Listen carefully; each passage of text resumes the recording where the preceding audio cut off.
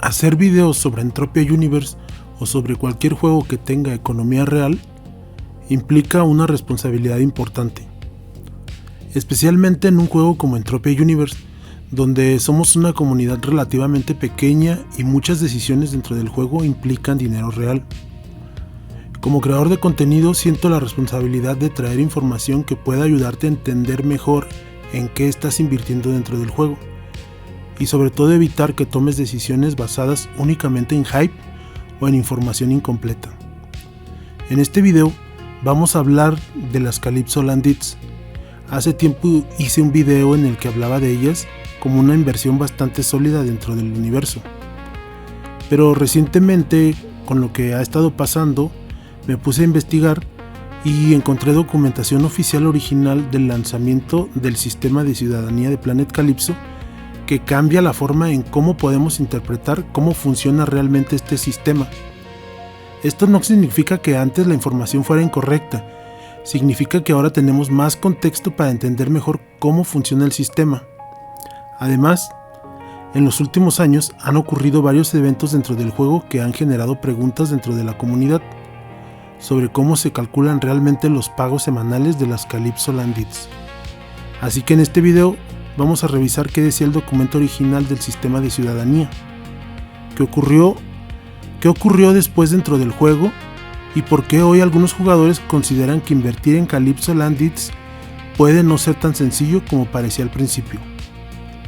Muy buenas a todos, bienvenidos a Entropia Universe en español.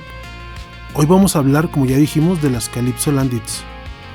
Ahora, para entender lo que está pasando actualmente con las Calypso Landits, primero tenemos que regresar al origen del sistema, es decir, tenemos que revisar el documento oficial publicado en 2011 cuando se anunció por primera vez el sistema de ciudadanía de Planet Calypso, porque ese documento es la base de todo. Ahí es donde se explica qué eran las Calypso Landits, cómo funcionaban y de dónde se suponía que iban a salir los pagos semanales que reciben los participantes. En ese anuncio oficial, Minder presentó el sistema como una forma de permitir que los jugadores participaran directamente en el revenue generado por Planet Calypso, es decir, no era simplemente un objeto dentro del juego, era un sistema diseñado para compartir parte de la actividad económica del planeta con los jugadores. Según ese documento, el 50% del Planet Partner Gross Revenue de Planet Calypso era distribuido semanalmente entre los poseedores de Calypso Landits, y el otro 50% sería utilizado por el operador del planeta para cubrir costes de desarrollo, operación y marketing. Esto es importante entenderlo muy bien, porque desde el principio las Calypso Landits se presentaron como una forma de participar directamente en la actividad económica del planeta. Además, el documento también explicaba algo que muchas personas no conocen. El Planet Partner Gross Revenue incluía no solo la actividad dentro de Calypso, sino también la actividad de los llamados Calypso Avatars. En esto se entiende que son avatares nacidos en Calypso. Y la actividad era en el espacio y en otros planetas del universo. Se entiende que una vez que un avatar nació en Calypso, parte de lo que genere va a contribuir al Gross Revenue de Calypso. Entonces, esto significa que al menos según el diseño original del sistema, la participación económica asociada a Calypso no dependía únicamente de pertenecer dentro del planeta. Sin embargo, el documento no define exactamente qué significa técnicamente un Calypso Avatar, pero obviamente podemos suponer que un Calypso Avatar pues es alguien que nació en Calypso. Tampoco explica con detalle cómo se calcula internamente ese revenue, ni qué elementos específicos pueden influir en ese cálculo. Y aquí aparece un detalle importante. El documento explica claramente cómo se iba a repartir el revenue, pero no explica exactamente cómo se calcula ese revenue en la práctica ni qué elementos dentro del planeta podían afectar ese cálculo. Y precisamente esa diferencia entre lo que se presentó originalmente y lo que ocurrió después dentro del juego es lo que llevó a uno de los momentos más polémicos en la historia de las Calypso Land Hits. Vamos a avanzar ahora unos años en el tiempo. Hasta este punto, el sistema de las Calypso Land Hits se entendía como una forma relativamente estable de participar en la actividad económica del planeta. Pero en 2015 ocurrió algo que cambió la percepción de muchos jugadores. Este año, durante el evento Merry Mayhem 2015, la actividad dentro del juego era muy alta, como suele pasar en este tipo de eventos grandes. Muchos jugadores esperaban que esa semana los pagos de las Calypso Land Hits fueran especialmente buenos. Normalmente, durante eventos importantes, los pagos semanales suelen subir. Era lo que todos esperábamos, pero esa semana ocurrió algo completamente inesperado.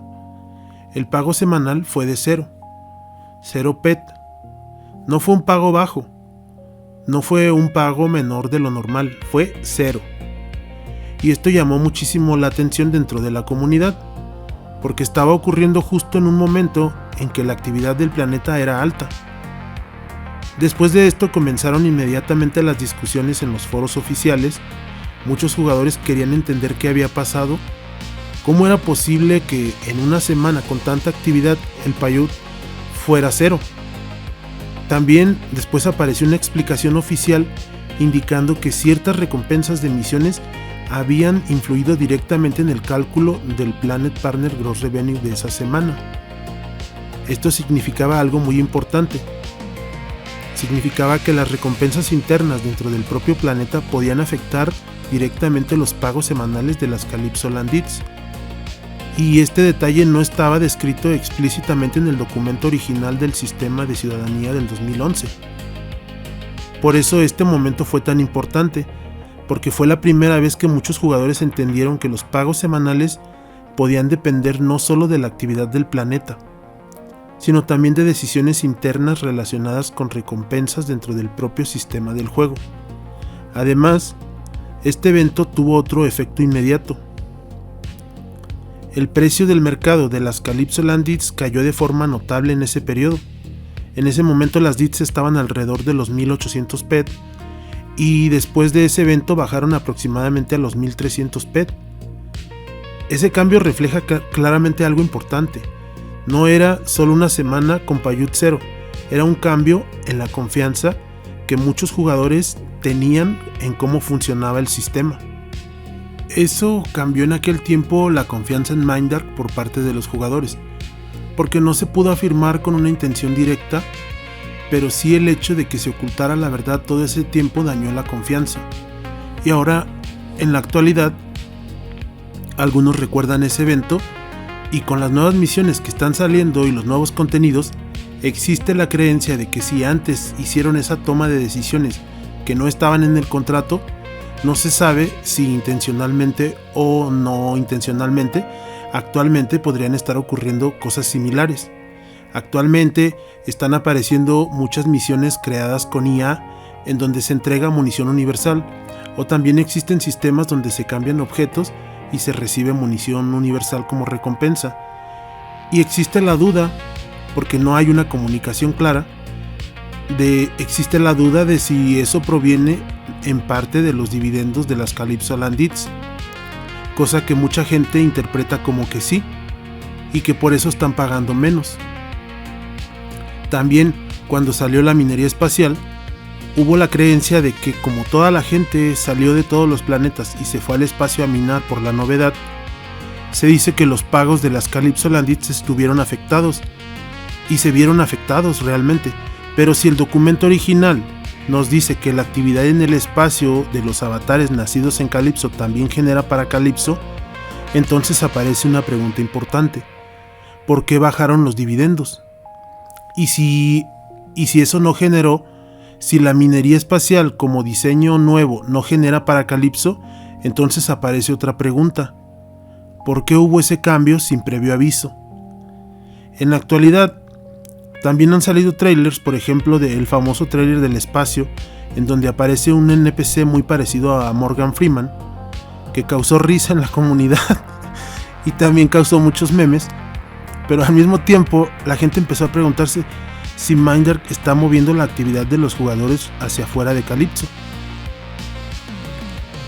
También existe la creencia dentro de la comunidad de que están moviendo actividad hacia el nuevo planeta Aris.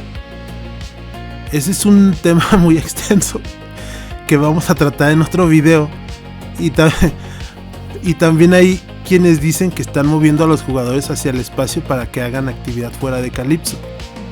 Pero si el documento original dice que la actividad de los avatares nacidos en Calypso en el espacio también cuenta, entonces vuelve a aparecer la misma pregunta: ¿por qué pagarían menos las Calypso Landids? Quiero dejar muy claro mi mensaje. Con todo esto no estamos acusando, estamos planteando todas las posibles cosas que están afectando el pago de los dividendos. Y para mí es importante traerte esta información para protegerte, porque si todo esto fuera cierto, invertir en Calypso Landids o incluso en Calypso Land Areas no es tan seguro como parece. Porque si actualmente eso ya no forma parte de los dividendos y realmente están moviendo actividad a otros planetas para reducir dividendos como la gente cree, entonces si tú inviertes pueden bajar de precio tus acciones y puedes perder dinero. Por eso actualmente el mercado es muy volátil. Ahora vamos a observar la gráfica anual del precio de las Calypso Landids en el Entropy Exchange. Vemos una caída clara en el valor durante los últimos meses, pero al mismo tiempo ocurre algo interesante: el volumen de ventas aumenta precisamente durante esa caída. Aquí no estamos acusando a nadie, pero sí resulta bastante sospechoso que justo cuando bajan mucho de precio comienzan a venderse más, y supuestamente es algo peligroso. Si están pagando poco o casi nada, entonces aparece una pregunta importante: ¿para qué alguien querría comprarlas justo en ese momento? Porque si mucha gente está vendiendo por pánico, entonces alguien también está comprando, y esa es precisamente la pregunta que muchos jugadores se están haciendo actualmente.